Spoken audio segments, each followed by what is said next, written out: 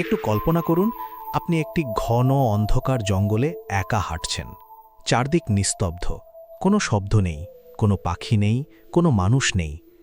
আপনার হাতে একটি টর্চ। আপনি জানেন এই জঙ্গলে আপনি একা নন, আরও অনেকে আছে, কিন্তু কেউ শব্দ করছে না, কেউ আলো জ্বালাচ্ছে না। এখন প্রশ্ন হলো, আপনি কি আপনার টর্চটি জ্বালাবেন? যদি জ্বালান, অন্ধকারে লুকিয়ে থাকা সবাই জানতে পারবে আপনি কোথায় আছেন, এবং তারপর কি হবে তা নির্ভর করছে সেই অন্ধকারে কে লুকিয়ে আছে তার উপর। আজকের এই ভিডিওতে আমরা সম্পূর্ণভাবে বিশ্লেষণ করব এই তত্ত্বটি, এবং ভিডিওর শেষে আপনি নিজেই বুঝতে পারবেন কেন কিছু বিজ্ঞানী মনে করেন পৃথিবী থেকে মহাকাশে সংকেত পাঠানো হয়তো মানবজাতির সবচেয়ে বড় ভুল। শুরু করি একটি প্রশ্ন দিয়ে। মহাবিশ্ব কেন এত চুপ? আমাদের এই মহাবিশ্বে আনুমানিক 2 লক্ষ কোটি ছায়াপথ আছে। প্রতিটি ছায়াপথে গড়ে 100 কোটি তারা, এবং প্রতিটি তারার আশেপাশে এক বা একাধিক গ্রহ। হিসাব করলে দেখা যায় শুধুমাত্র আমাদের ছায়াপথ মিল্কি ওয়েতেই পৃথিবীর মতো গ্রহ আছে কয়েক কোটি। এত গ্রহ, এত সম্ভাবনা, তাহলে এলিয়েন কোথায়? এই প্রশ্নটি প্রথম করেছিলেন বিজ্ঞানী এনরিকো ফার্মি 1950 সালে। তিনি বলেছিলেন, যদি মহাবিশ্বে প্রাণ থাকে তাহলে এতদিনে আমাদের সাথে যোগাযোগ হবার কথা, কিন্তু হয়নি। কেন? এই প্রশ্নের নাম হল ফার্মি প্যারাডক্স, এবং এর উত্তর খুঁজতে গিয়ে বিজ্ঞানীরা পৌঁছেছেন এমন একটি উত্তরে যা শুনলে রাতে ঘুম আসবে না। সেই উত্তরের নাম দ্য ডার্ক ফরেস্ট থিওরি। এই তত্ত্বটি প্রথম জনপ্রিয় করেন চীনা লেখক লিউ সিজিন তার দ্য ডার্ক ফরেস্ট উপন্যাসে। কিন্তু এর পেছনের বৈজ্ঞানিক যুক্তি সত্যিকারের বিজ্ঞানীরাও মেনে নিচ্ছেন। তত্ত্বটি বলছে, মহাবিশ্ব হল একটি অন্ধকার জঙ্গল। এই জঙ্গলে প্রতিটি সভ্যতা হল একজন সশস্ত্র শিকারী, চুপ করে লুকিয়ে থাকা শিকারী। এখন বুঝুন কেন চুপ করে থাকে। প্রথম কারণ, সম্পদের সংকট। মহাবিশ্বের সম্পদ সীমিত। যে সভ্যতা যত বড় হয় তার তত বেশি সম্পদ দরকার। একসময় নিজের গ্রহের সম্পদ শেষ হয়ে যায়, তখন চাই অন্য গ্রহের সম্পদ। দ্বিতীয় কারণ, অনিশ্চয়তা। আপনি কখনো নিশ্চিত হতে পারবেন না যে অন্য সভ্যতা বন্ধু নাকি শত্রু।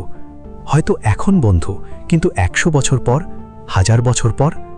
তৃতীয় কারণ, প্রযুক্তির ব্যবধান। মহাবিশ্বে কোনো দুটি সভ্যতা একই প্রযুক্তির স্তরে নেই। একটি সভ্যতা যদি আপনার চেয়ে মাত্র 1000 বছর এগিয়ে থাকে, তারা আপনাকে এমনভাবে ধ্বংস করতে পারবে যেভাবে আপনি একটি পিঁপড়েকে পা দিয়ে মারিয়ে যান। এই 3টি কারণ মিলিয়ে ডার্ক ফরেস্ট থিওরির মূল যুক্তি হল, যে সভ্যতা নিজের অস্তিত্ব জানান দেয় সে নিজের মৃত্যু ডেকে আনে। কারণ অন্ধকার জঙ্গলে যে আলো জ্বালায় সে শিকারের লক্ষ্যে পরিণত হয়। এখন আসি সবচেয়ে ভয়ঙ্কর প্রশ্নে, পৃথিবী কি ইতোমধ্যে নিজেকে জানান দিয়ে ফেলেছে? উত্তর হল হ্যাঁ, এবং একাধিকবার। 1974 সালে বিজ্ঞানী ফ্র্যাঙ্ক ড্রেক এবং কার্ল সেগান মিলে অ্যারেসিবো মেসেজ পাঠিয়েছিলেন মহাকাশে। এই বার্তায় ছিল পৃথিবীর অবস্থান, মানুষের চেহারা, আমাদের ডিএনএর গঠন। অর্থাৎ আমরা মহাকাশে বিজ্ঞাপন দিয়েছি, বলেছি এই ঠিকানায় আমরা আছি, এই রকম দেখতে, এভাবে তৈরি। ডার্ক ফরেস্ট থিওরি যদি সত্য হয়, তাহলে এই বার্তা পাঠানো ছিল আত্মঘাতী সিদ্ধান্ত। এবং শুধু অ্যারেসিবো নয়, 1977 সালে ভয়েজার মহাকাশযানে পাঠানো হয়েছিল গোল্ডেন রেকর্ড, একটি সোনার ডিস্ক, যেখানে আছে পৃথিবীর শব্দ, সঙ্গীত, মানুষের ছবি এবং পৃথিবীর মানচিত্র। এই মহাকাশযান এখনও ছুটে চলেছে, কোথায় যাচ্ছে কেউ জানে না, এবং যদি কেউ সেটি খুঁজে পায়। এখন আসি সবচেয়ে গুরুত্বপূর্ণ প্রশ্নে, ডার্ক ফরেস্ট থিওরি কি সত্যি নাকি এটি শুধুই কল্পনা? এই প্রশ্নের উত্তর দিতে আমাদের বুঝতে হবে মহাবিশ্বে আসলে কি চলছে। 1977 সালের 15 আগস্ট ওহাইও স্টেট ইউনিভার্সিটির বিগ ইয়ার রেডিও টেলিস্কোপ হঠাৎ একটি অদ্ভুত সংকেত ধরে। 72 সেকেন্ডের সেই সংকেত এতটাই শক্তিশালী ছিল যে বিজ্ঞানী জেরি এহেম্যান পেপারের উপর লিখে ফেললেন ওয়াও। সেই থেকে এর নাম হয়ে গেল দ্য ওয়াও সিগন্যাল। এই সংকেত এসেছিল স্যাজিটেরিয়াস নক্ষত্রপুঞ্জের দিক থেকে, প্রায় 120 আলোকবর্ষ দূর থেকে, এবং এই সংকেত ছিল ঠিক সেই ফ্রিকোয়েন্সিতে যে ফ্রিকোয়েন্সিতে বিজ্ঞানীরা বলেছিলেন এলিয়ান যোগাযোগ করতে পারে। কিন্তু সবচেয়ে ভয়ঙ্কর তথ্য হল, এই সংকেত আর কখনো আসেনি, একবারই এসেছিল এবং চলে গেছে। ডার্ক ফরেস্ট থিওরি বলছে, হয়তো সেই সভ্যতা একবার সংকেত পাঠিয়ে বুঝতে পেরেছিল তারা ভুল করেছে, এবং তারপর চিরতরে চুপ হয়ে গেছে। কিন্তু ততক্ষণে হয়তো অনেক দেরি হয়ে গিয়েছিল। এবার আসি সবচেয়ে দার্শনিক প্রশ্নে। যদি ডার্ক ফরেস্ট থিওরি সত্য হয়, তাহলে আমরা কি একা বাঁচতে পারব?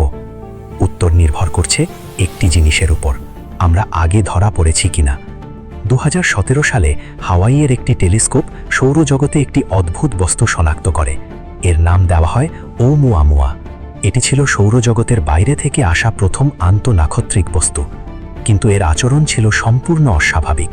এটি সূর্যের টানে ধীর হওয়ার বদলে ত্বরান্বিত হয়েছিল, যেন কোনো ইঞ্জিন আছে।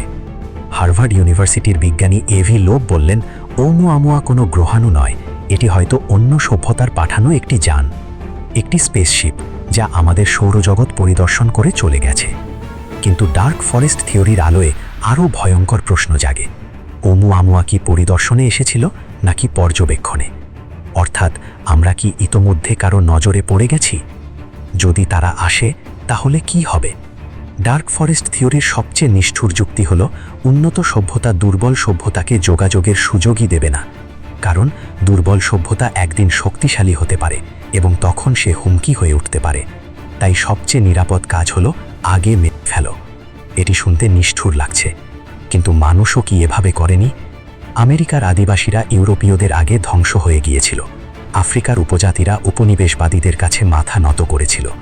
প্রযুক্তির ব্যবধান থাকলে নৈতিকতা কাজ করে না, শুধু ক্ষমতা কাজ করে। এবার ভাবুন, যে সভ্যতা আমাদের চেয়ে লক্ষ বছর এগিয়ে, তারা আমাদের কেমন দেখবে? হয়তো পিঁপড়ের মতো। এই প্রশ্নের উত্তরেই লুকিয়ে আছে ডার্ক ফরেস্ট থিওরির সবচেয়ে ঠান্ডা সত্য। তাহলে কি আমরা ভুল করেছি মহাকাশে সংকেত পাঠিয়ে? বিজ্ঞানী স্টিফেন হকিং বলেছিলেন, এলিয়েনের সাথে যোগাযোগ করার উচিত নয়, কারণ ফলাফল হতে পারে বিপর্যয়কর।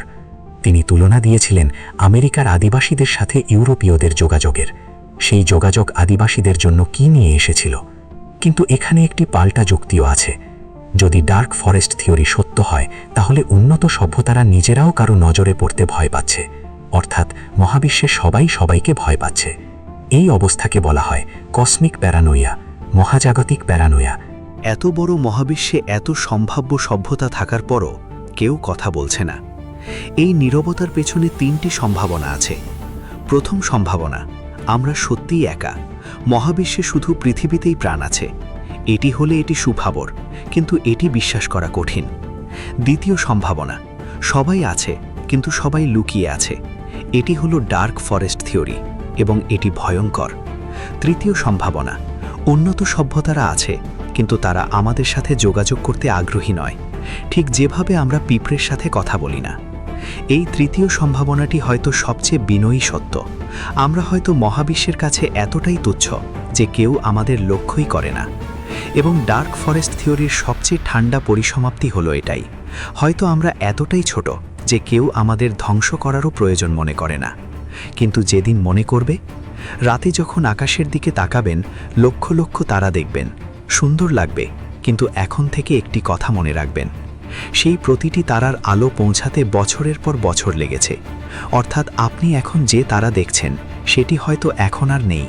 আর সেই তারার কাছের কোনো গ্রহে যদি কোনো সভ্যতা থাকে, তারা হয়তো এই মুহূর্তে আপনাকে দেখছে, আর আপনি জানেন না।